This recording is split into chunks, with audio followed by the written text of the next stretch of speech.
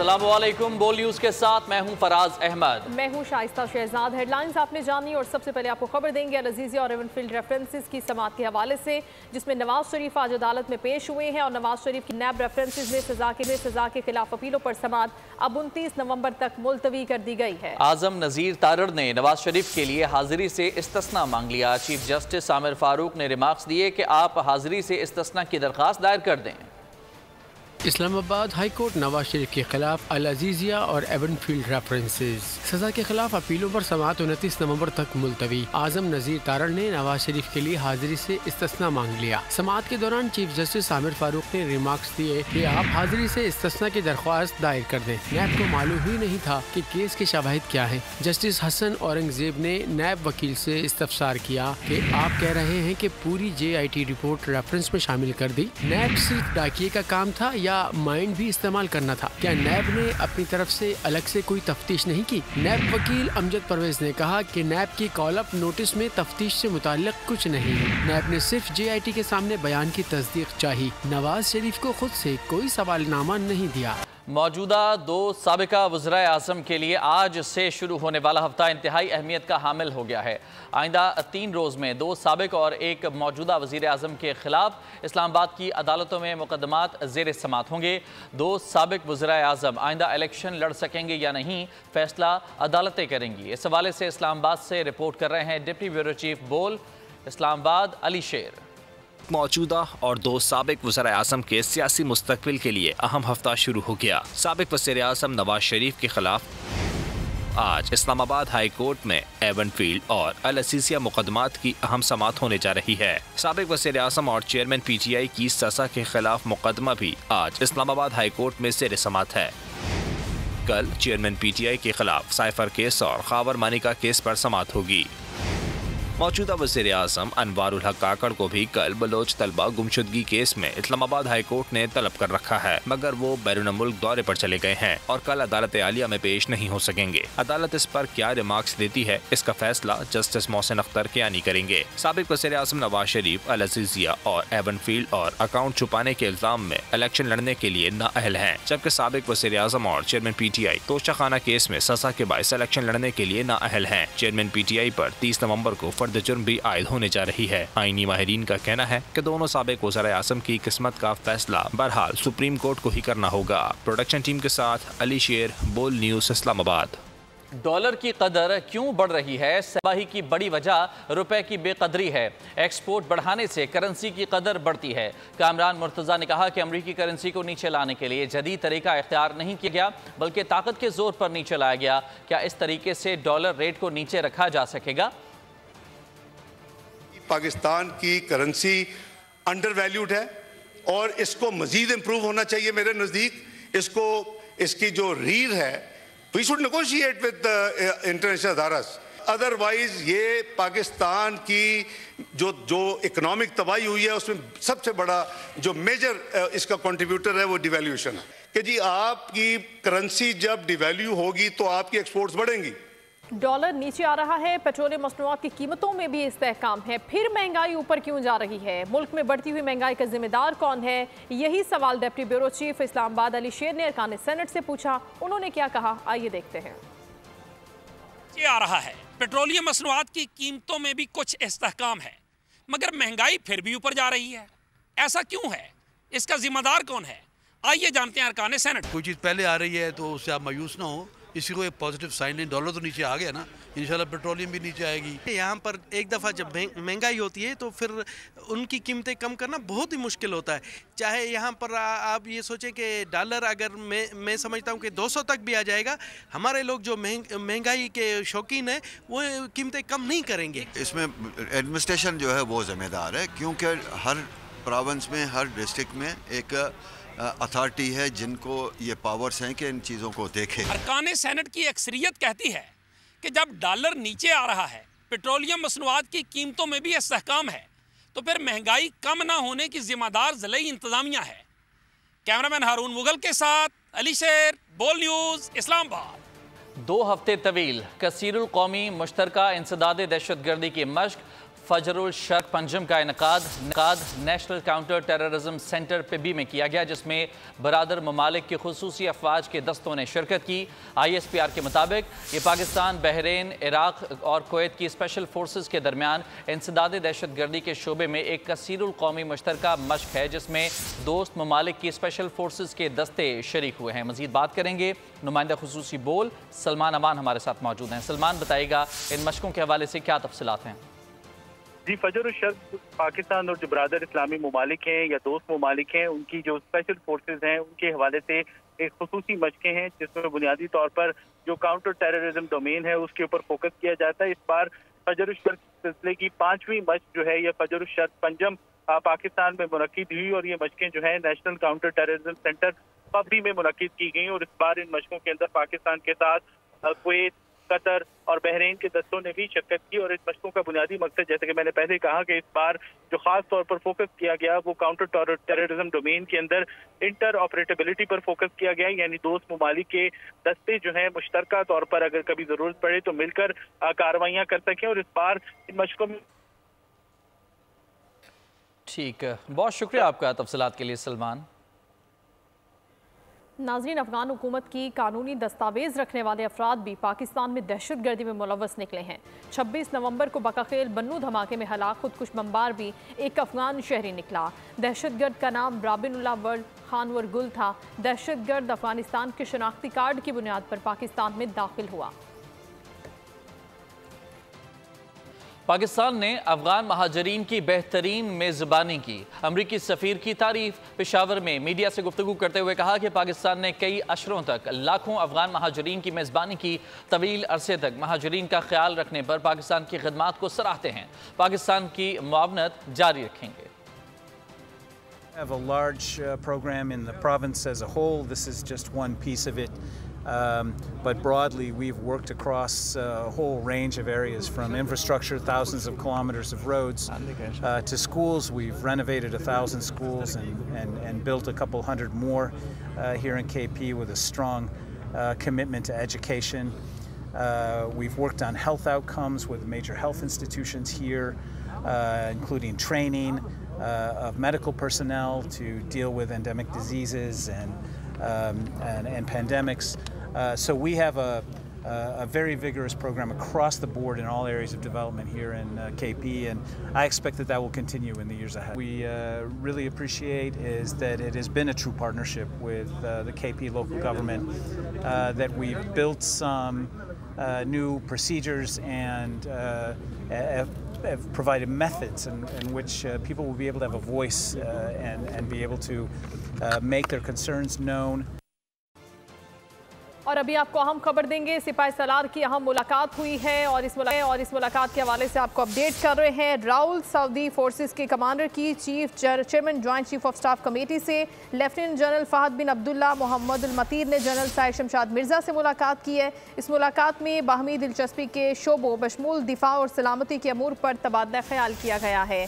आपको अहम खबर दे रहे हैं, रॉयल सऊदी फोर्सेस के कमांडर की ये मुलाकात हुई है chairman joint chief of staff committee से। इससे पहले आर्मी चीफ से भी उनकी अहम मुलाकात हुई थी। अब लेफ्टिनेंट जनरल फहद बिन अब्दुल्ला मोहम्मद अल मतीर ने जनरल साहिर शमशाद मिर्ज़ा से भी यह मुलाकात की है, जिसमें बाहमी दिलचस्पी के शोबों बशमूल दिफा और सलामती के अमूर पर भी तबादला ख्याल किया गया है। रॉयल सऊदी फोर्सेस के कमांडर मौजूद हैं पाकिस्तान में और उनकी इससे पहले army chief general Asim Munir से मुलाकात हुई है और अब उनकी मुलाकात हुई है chairman joint chief of staff committee से। लेफ्टिनेंट जनरल फहद बिन अब्दुल्ला ने ये मुलाकात की है जनरल साहिर शमशाद मिर्ज़ा से। डिटेल्स लेंगे मुलाकात की। हमारे साथ मौजूद हैं नुमाइंदा खुसूसी सलमान अवान। जी सलमान। जी बिल्कुल, सऊदी बरी फौज के सरबराह इस वक्त पाकिस्तान के दौरे पर हैं। जैसे कि आज आपने बताया कि उनकी चीफ ऑफ आर्मी स्टाफ के साथ भी मुलाकात हुई है और उसके बाद लेफ्टिनेंट जनरल फहद बिन अब्दुल्ला मोहम्मद अल मतीर की chairman joint chief of staff committee से भी मुलाकात हुई। उन्होंने आज जॉइंट स्टाफ हेडक्वार्टर्स रावलपिंडी का दौरा किया, जहां पर उनकी chairman joint chief of staff committee general Sahir Shamshad Mirza के साथ मुलाकात हुई। इस मुलाकात में भी ISPR के मुताबिक बाहमी दिलचस्पी के मुख्तलिफ शोबों में तबादला ख्याल किया गया। खासतौर पर दिफा, सलामती और दोनों ममालिक के दरमियान जॉइंट ट्रेनिंग प्रोग्राम्स हैं, उनको मजीद फ़रोग देने और उनको मजीद मजबूत बनाने पर इत्तफाक भी किया गया।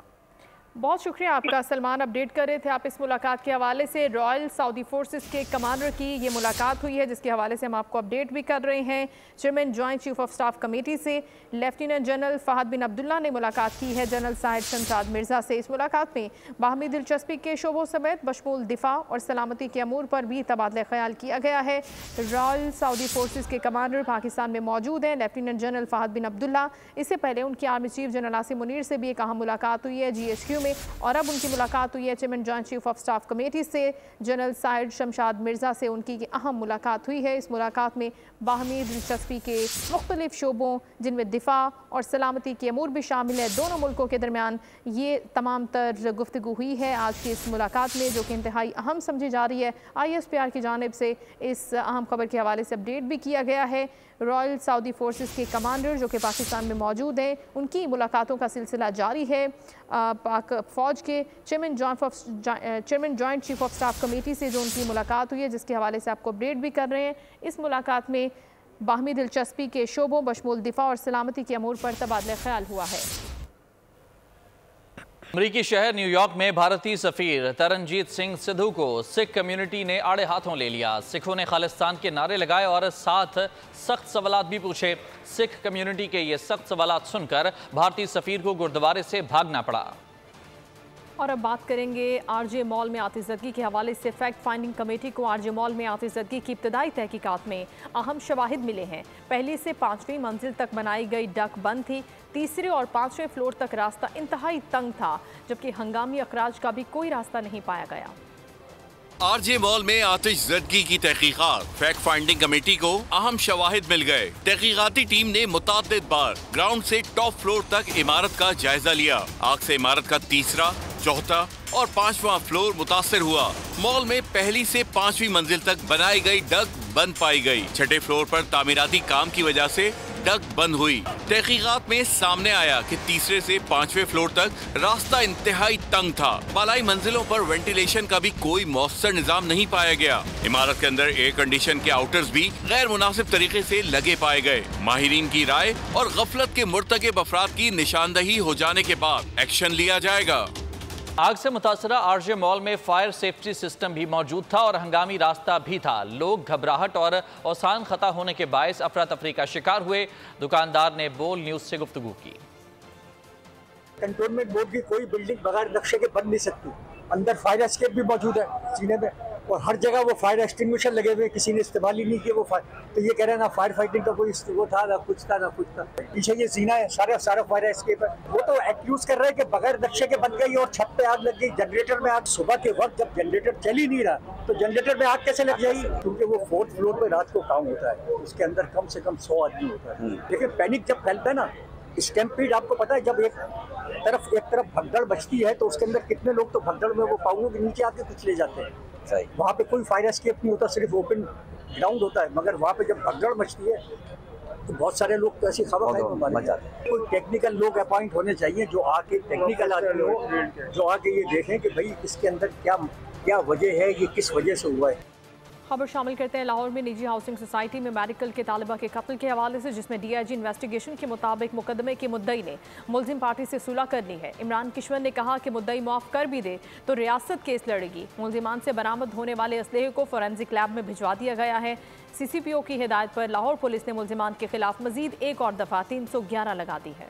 लाहौर के इलाके चौहंग में निजी हाउसिंग सोसाइटी में मेडिकल की तालिबा का कत्ल। मुकदमे की तफ्तीश अब DIG इन्वेस्टिगेशन इमरान किशोर करेंगे। मुतासरा फैमिली का कहना है कि तफ्तीशी अफसर ने मुकदमे में ताहाल मुलजिमान को गिरफ्तार नहीं किया। उन्हें थाना चौहंग में VIP प्रोटोकॉल दिया जा रहा है। मुलजिमान को सोने के लिए कमरा दिया गया है, जहाँ उन्हें चारपाई और मैट्रेस की सहूलत हासिल है। लाहौर के इलाके चौहंग में 4 नवम्बर को एक कम उम्र बिगड़े रईसजादे ने जिग-जैग कार चलाने से मना करने पर सऊदी अरब से मेडिकल की तालीम के हुसूल के लिए आई तालिबा तहरीन पर फायरिंग कर दी थी। ऐनी शाहिदीन और गार्ड का बताना था कि मुलजिमान ने असलहे के जोर पर सोसाइटी का गेट बंद कराए रखा। जख्मी तहरीन को अस्पताल जाने से रोके रखा। मकतूला के बाप को भी तशद्दुद का निशाना बनाया। वो पीछे से आए साजिद और तो मुझे पता चला है कि गाड़ी को फायर इन लोगों ने मारे हैं। ठीक है, इधर आके मुझे पता चला है तो देखा है तो उसने फिर इधर उनको चपेड़े भी मारी हैं डॉक्टर को, जिसकी वो भांजी थी। शदीद शदद भी किया उनके साथ, बदतमीजी से पेश हुए हैं। तो मुझे जब पता चला कि इस बच्ची को फायर लग गया तो हम लोगों ने गेट खोल दिया सर, तो दोनों गाड़ी इधर से फरार हो गई। डॉक्टर भी अपने बेटी को लेके चले गए हॉस्पिटल, तो जो साजिद हो रही हैं वो लोग भी बाहर चले गए। जख्मी तहरीन अस्पताल में 1 हफ्ते तक मौत व ज़ीज़ की कशमकश में रही और फिर दम तोड़ गई। FIR के बावजूद पुलिस ने मुल्ज़िमान को गिरफ्तार न किया। मुल्ज़िम ने जमानत करा ली। पुलिस अब जमानत की मनसूखी का इंतजार कर रही है। मुतासरा खानदान इंसाफ का मुतलाशी है। मुतासरा अहले खाना ने निगरां वज़ीर आला पंजाब को खत लिखकर उन्हें आगाह किया कि उन्हें मुल्ज़िमान की तरफ से धमकियाँ मिल रही हैं और वो सुलह के लिए दबाव डाल रहे हैं, इंसाफ फराहम किया जाए। इससे पहले 12 नवंबर को लाहौर के इलाके डिफेंस में कम उम्र ड्राइवर ने गाड़ी की टक्कर से एक ही खानदान के 6 अफराद हलाक कर दिए थे। कोहिस्तान में जरगे के फैसले पर लड़की का सफाकाना कत्ल। निगरां वज़ीर आला खैबर पख्तूनख्वा जस्टिस रिटायर्ड सैयद अरशद हुसैन शाह ने वाक़े का नोटिस ले लिया। एडिशनल चीफ सेक्रेटरी से रब्ता करके इंक्वायरी रिपोर्ट भी तलब कर ली गई है। इंस्पेक्टर जनरल पुलिस को वाक़े में मुलविस तमाम अफराद की फौरी गिरफ्तारी का हुक्म दे दिया गया है। निगरां वज़ीर आला का कहना था कि कानून हाथ में लेने की किसी सूरत इजाज़त नहीं दी जा सकती। मकतूला लड़की की साथी को मुकम्मल तहफ़्फ़ुज़ फराहम करने की हिदायत करती।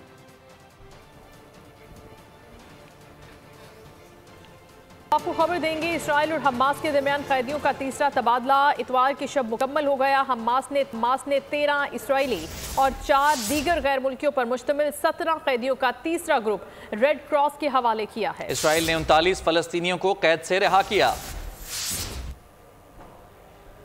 फलस्तीनी अपनी ही सरजमीन पर बेयारो मददगार। फलस्तीनी खानदानों की शुमाल से जुनूबी हिस्से की जानिब नकल मकानी जारी। बूढ़े, नातवा और कमजोर भी गजा शहर के एक कोने से दूसरे कोने में अपनी जानें बचाने के लिए इनखला कर रहे हैं। कोई व्हील चेयर पर लाया जा रहा है तो कोई किसी बेसाखी का सहारा लिए हुए है। पैदल चलने वाले मासूम बच्चे जब थकने की शिकायत करते हैं तो उनके वालिद गोद में लेकर बहलाते हैं। इसराइल हमास आर्जी जंग बंदी में तोसी की कोशिशें। हमास भी तोसी पर आमादा हो गया। अमरीका, मिस्र, कतर सरगर्म। कतर ने कहा कि इसराइल और हमास में जंग बंदी को 4 दिन पर तयशुदा इत्तफाक से आगे बढ़ाया जाएगा। इसराइली वज़ीर आज़म नेतन्याहू ने जंग जारी रखने का ऐलान कर दिया। इसराइल हमास में आर्जी जंगबंदी। अमरीका, मिस्र, कतर जंगबंदी में तोसी के लिए सरगर्म। नेतन्याहू ने जंग जारी रखने का ऐलान कर दिया। अमरीका, कतर और मिस्र ने जंगबंदी में तोसी की कोशिश तेज कर दी। ताहम नेतन्याहू का कहना है कि इसराइल को रोका नहीं जा सकता। कतरी वजारत खारजा के तर्जुमान ने इस उम्मीद का इजहार किया है कि इसराइल और हमास में जंगबंदी को 4 दिन पर तयशुदा इत्तफाक से आगे बढ़ाया जाएगा। हमास ने भी मुआहदे में तोसी पर आमादगी जाहिर की है, लेकिन इसराइली वज़ीर आज़म ने हठधर्मी का मुजाहरा करते हुए ऐलान किया है कि जंग तो अभी शुरू हुई है, हमें कोई रोक नहीं सकेगा। ये जंग 7 अक्टूबर को शुरू हुई, 48 दिन जारी रही। 3 दिन सीज फायर के गुजरे। आज 27 नवंबर के रोज जंग बंदी मुआहदे का चौथा और आखिरी दिन है, जिसकी मुद्दत मंगल की सुबह 7 बजे खत्म हो जाएगी। आर्जी जंगबंदी का आखिरी रोज फलस्तीनी इस मोहलत में ही आफियत ढूंढ रहे हैं। अपनी जिंदगियां बचाने के लिए गजा के शिमाल से जुनूब की तरफ पैदल सफर करने पर मजबूर हैं। फलस्तीनी अपनी ही सरजमीन पर बेयारो मददगार। फलस्तीनी खानदानों की शुमाल से जुनूबी हिस्से की जानिब नकल मकानी जारी। बूढ़े, नातवा और कमजोर भी गजा शहर के एक कोने से दूसरे कोने में अपनी जानें बचाने के लिए इनखला कर रहे हैं। कोई व्हील चेयर पर लाया जा रहा है तो कोई किसी बेसाखी का सहारा लिए हुए है। पैदल चलने वाले मासूम बच्चे जब थकने की शिकायत करते हैं तो उनके वालिद गोद में लेकर बहलाते हैं।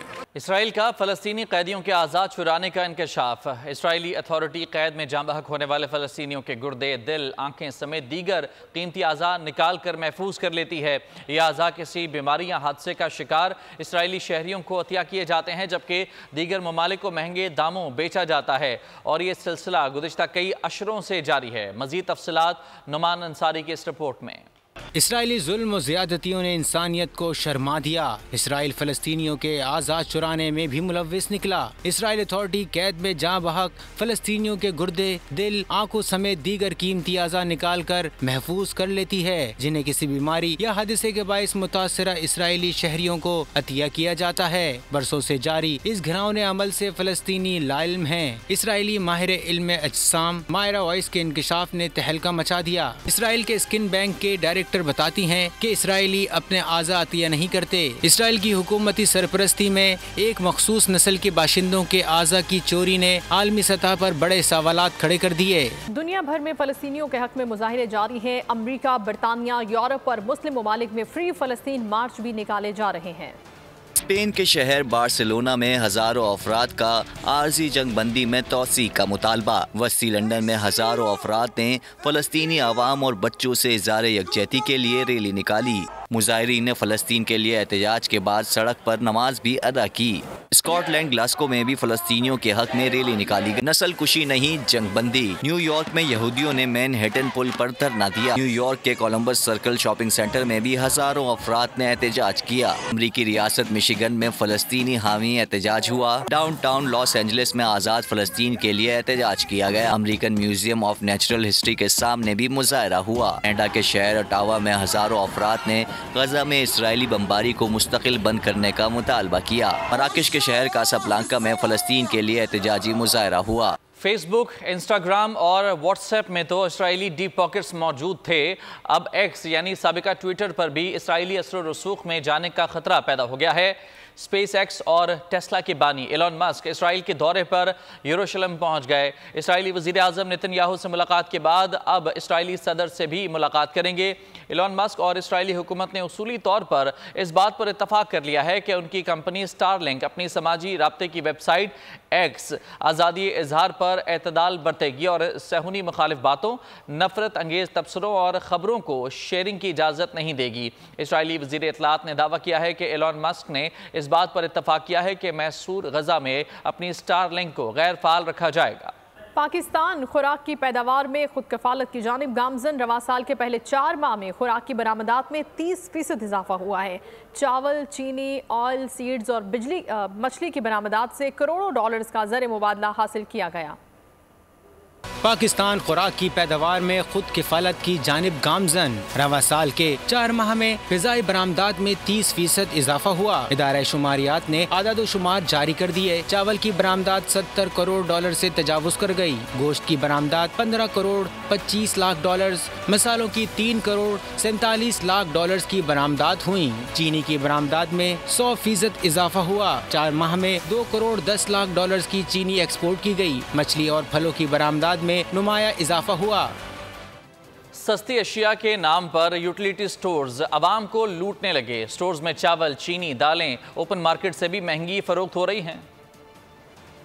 यूटिलिटी स्टोर्स पर महंगाई की ओवर स्पीडिंग। अशिया ज़रूरिया ओपन मार्केट से भी महंगी हो गई। फी किलो चीनी ओपन मार्केट से 18 रुपए से शायद महंगी। लाल चना फी किलो 21 रुपए से शायद। सफेद चने 16 रुपए से शायद महंगे हुए। सेला टोटा चावल भी यूटिलिटी स्टोर से खरीदना घाटे का सौदा बन गया। ओपन मार्केट में सेला चावल 316 रुपए से जायद और यूटिलिटी स्टोर्स पर 370 रुपए का मिल रहा है। टोटा चावल ओपन मार्केट में 226 रुपए और यूटिलिटी स्टोर्स पर 230 रुपए में फरोख्त हो रहा है। सरकारी स्कीम के तहत हज की दरखास्तों की वसूली अब शुरू हो गई है। दरखास्तों की वसूली आज से लेकर 12 दिसंबर तक जारी रहेगी। ख़वातीन पहली मरतबा महरम के बगैर हज अदा कर सकेंगी। मुख्तलिफ काउंटर हैं। स्पॉन्सरशिप का अलग काउंटर है, दूसरे काउंटर रेगुलर स्कीम का अलग काउंटर है। बहुत मज़ा आया ना बली, बहुत आराम से बैठे बैठे मेरा फार्म उन्होंने फिलअप कर दिया। हमने 2 काउंटर्स बनाए हैं। एक रेगुलर स्कीम के लिए जो PKR के अगेंस्ट है, पाकरबीज के अगेंस्ट, उनके लिए अलग काउंटर आपने देखा बनाया हुआ है। दूसरा काउंटर हमने बनाया जो हज स्पॉन्सरशिप स्कीम है उसके लिए अलग से काउंटर बना दिया। बाहर प्रॉपरली बैनर डिस्प्लेड हैं, बाहर एक बंदा है देखो प्रॉपर गाइड कर रहा है। पाकिस्तान खुराक की पैदावार में खुद कफालत की जानिब गामजन है और एक्सपोर्ट्स की तादाद में भी इजाफा हो रहा है। मजीद जानते हैं साथी एंकर अफशीन कुरैशी से। पाकिस्तान खुराक की पैदावार में खुद किफालत की जानिब गामजन। चावल, चीनी, ऑयल सीड्स और मछली मुल्क की ज़रूरत से ज़्यादा पैदावार। बरामदात में 30% इजाफा हो गया। इदारे शुमारियात के अदाद शुमार के मुताबिक 4 माह में चावल की एक्सपोर्ट में 30% इजाफा रिकॉर्ड किया गया। 70 करोड़ डॉलर का ज़र मुबादला हासिल हुआ। मसालों की बरामदात में 24.56% इजाफा। बरामद कुनंदगान ने 3 करोड़ 47 लाख डॉलर कमाए। चीनी की बरामदात में 100% इजाफा। 2 करोड़ 10 लाख डॉलर की चीनी बरामद की गई। गोश्त की एक्सपोर्ट में 18.77% इजाफा। 15 करोड़ 25 लाख डॉलर आमदन हुई। मछली की बरामदात में 8% इजाफा। 12 करोड़ 38 लाख डॉलर ज़र मुबादला हासिल हुए। फलों की बरामदात में 1.53% इजाफा। 10 करोड़ 89 लाख डॉलर के फल बरामद किए गए। और कुछ बात करते हैं अब हम स्मोक के हवाले से, जिसने अभी तक लाहौर का पीछा नहीं छोड़ा और आज भी लाहौर दुनिया का आलूदा तरीन शहर रहा। औसत एयर क्वालिटी इंडेक्स 400 से ज़्यादा रिकॉर्ड किया गया। फ़ज़ाई आलूदगी के बायस शहरियों की सेहत भी बुरी तरह मुतासर हो रही है। लाहौर इस वक्त गाड़ियों, बसों, रिक्शे और वैगनों का शहर बन गया है। मज़ीद जानते हैं जाफर बिन यार से।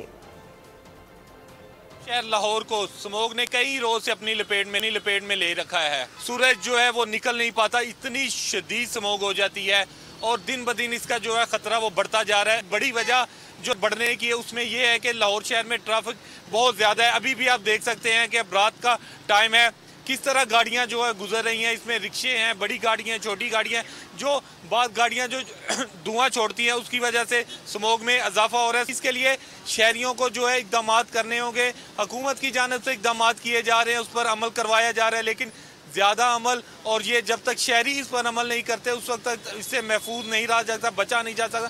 स्मोक से गले की बीमारियां पैदा हो जा रही हैं, आंखों में जलन होती है, सर में शदीद दर्द होती है, मुख्तलिफ बीमारियां जो सिर्फ स्मोक की वजह से पैदा हो रही है। लेकिन इसका बेहतर हल यही है कि इससे बचना होगा, एहतियात करनी होगी, तभी इससे महफूज रहा जा सकता है। जी, महकमा वासा फैसलाबाद के शहरियों में मौत बांटने लगा है। मैनहोल्स के ढक्कन गायब होने से शहरियों के लिए सफ़र करना दुश्वार हो चुका है। मैनहोल्स के ढक्कन गायब होने के बायस शहरियों को सफ़र करने में मुश्किलात का सामना है। देखते हैं फैसलाबाद से अवैस सत्तार की ये रिपोर्ट। पाकिस्तान का तीसरा बड़ा और सनती शहर जिले इंतजामिया की नाअहली और सुस्ती की भेंट चढ़ गया। शहर की बेशतर अहम शाहराहों पर मौजूद मेन होल्स पर ढक्कन मौजूद न होने से शहरी हादसात का शिकार होने लगे, जबकि महकमा वासा ख्वाबे गफलत में सोया हुआ है। जो रोड है ना, इनमें जो सीवरेज है उनके ढक्कन बिल्कुल फोल के ढक्कन नहीं है, तो इस वजह से एक्सीडेंट होते हैं। तो ज़िला इंतज़ामिया तो ऐसे अपने दफ्तरों के अंदर सोई है। ये मेन चौराहा है, ये वाला फैसलाबाद की मेन जगह है ये वाली। तो अगर इनको ये चीज़ नज़र नहीं आ रही तो मैं कहता हूँ कि बाकी फैसलाबाद तो तबाह कर रही है लोग। एडिशनल डिप्टी कमिश्नर काशिफ आवान कहते हैं कि जिले इंतजामिया ने वासा, सुई गैस और PTCL के महकमों की एक मुश्तरका कमेटी कायम की है। शहरी हमें बगैर ढक्कन के मेन होल की तस्वीर भेजें, हम ढक्कन रखवा देंगे। अभी हमने एक कमेटी भी बनाई हुई है और उसका एक व्हाट्सएप ग्रुप भी बनाया हुआ है, जिसमें हमें जो भी रिपोर्ट होते हैं मैनहोल्स के ढक्कन, तो वो हम जितने भी हमारे कंसर्न डिपार्टमेंट हैं, जिसमें PTCL है, गैस का महकमा है और उसके अलावा हमारा वासा का महकमा है, उनको हम भेजते हैं और उसको विदिन 24 आवर उसको कवर भी करवाया जाता है।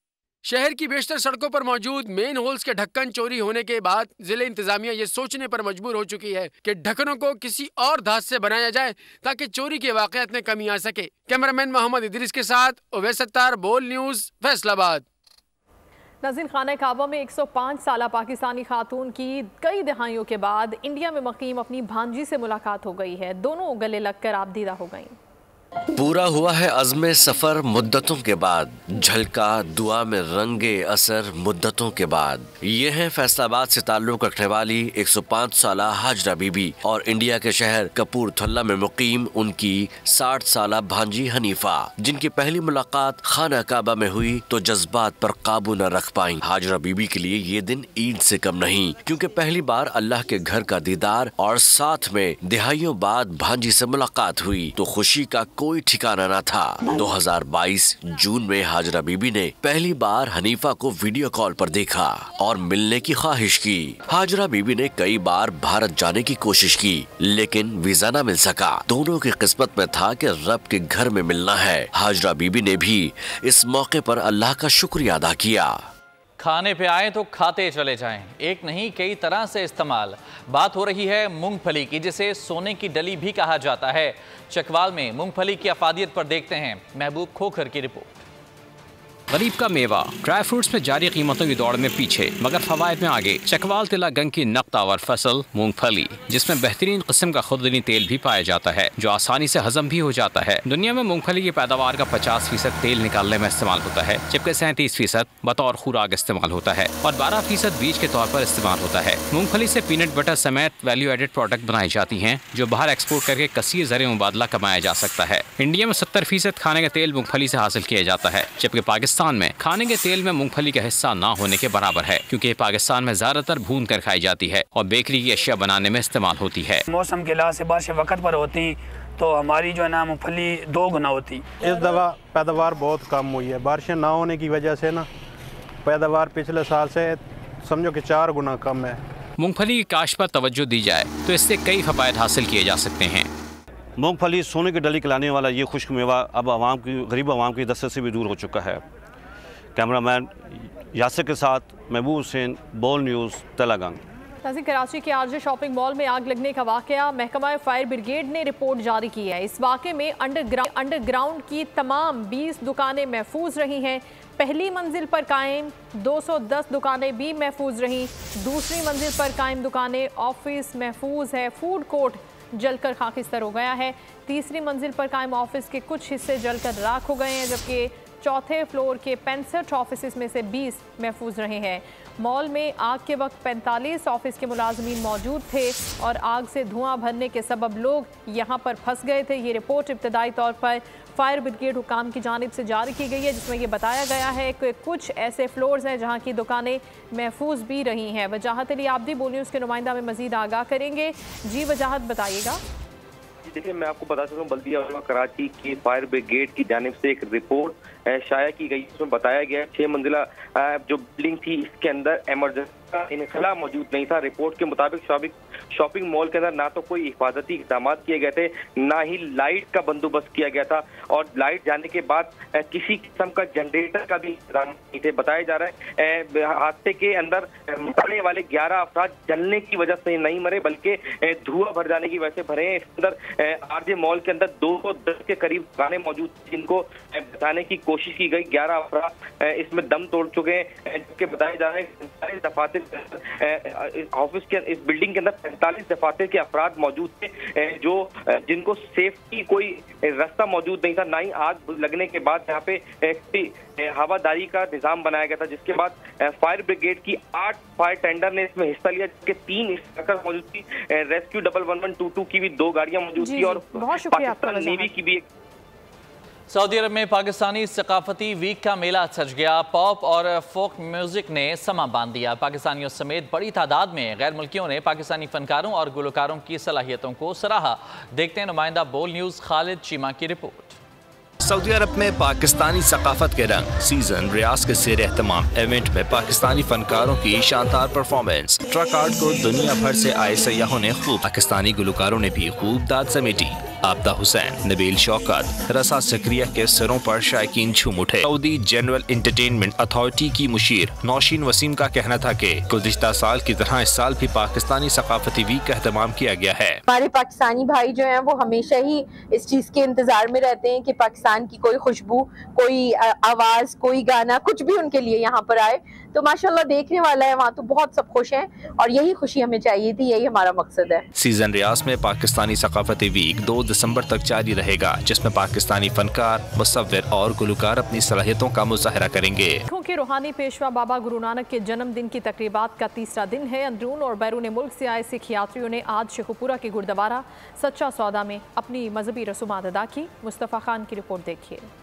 ननकाना साहब बाबा गुरु नानक के 554वें जन्मदिन की 3 रोज़ा तकरीबात गुरुद्वारा जन्म स्थान में जारी हैं। आज तकरीब का पहला रोज़ है। सिख यात्री डेरा साहब, पंजा साहब, ननकाना साहब और करतारपुर जाएंगे। भारत के 3000 से ज़ायद सिख यात्रियों को नई दिल्ली में मौजूद पाकिस्तानी हाई कमीशन की जानिब से वीज़े जारी किए गए। बहुत सोहना लगा सानू गुरुद्वारे अंदर गए, मत्था टेकिया, बहुत शांति मिली, बहुत बढ़िया।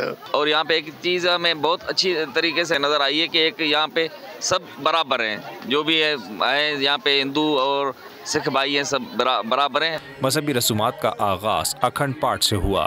कल तकरीबात का दूसरा रोज़ होगा, जिसमें सिख यात्री खुसूसी बसों के जरिए खुसूसी यात्रा के लिए गुरुद्वारा सच्चा सौदा फारूकाबाद रवाना होंगे और वहाँ मत्था टेकी की रस्म के बाद शाम गए वापस फिर गुरुद्वारा जन्म स्थान आएंगे। यहाँ हमारा ना ये धनगुरु नानक देव जी महाराज का जन्मदिन है। ये जो ननकाना साहब है, इसको पहले हम तिलवंडी कहते थे, उसके बाद नानक आया, उसके बाद में ये नाम बना के ननकाना साहब। दूसरी तरफ पाकिस्तान गवर्नमेंट की तरफ से सिख यात्रियों के लिए रिहाइश, लंगर और ट्रांसपोर्ट के बेहतरीन इंतजाम किए गए हैं और जिले पुलिस की तरफ से सिक्योरिटी की भी फुल प्रूफ इंतजाम हैं।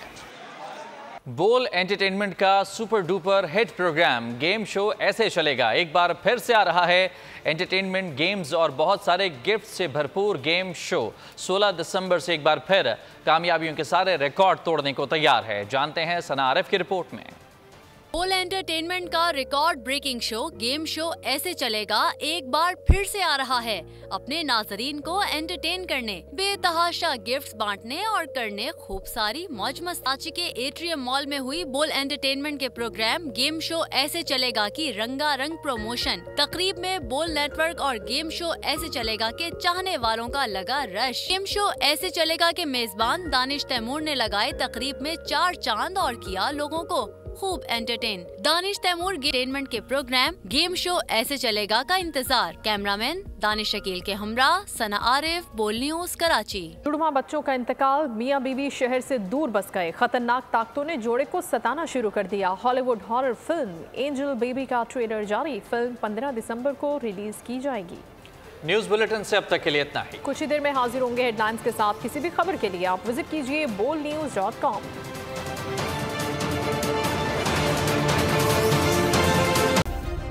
सब्सक्राइब करें और बेल दबाएं ताकि कोई खबर रह न जाए।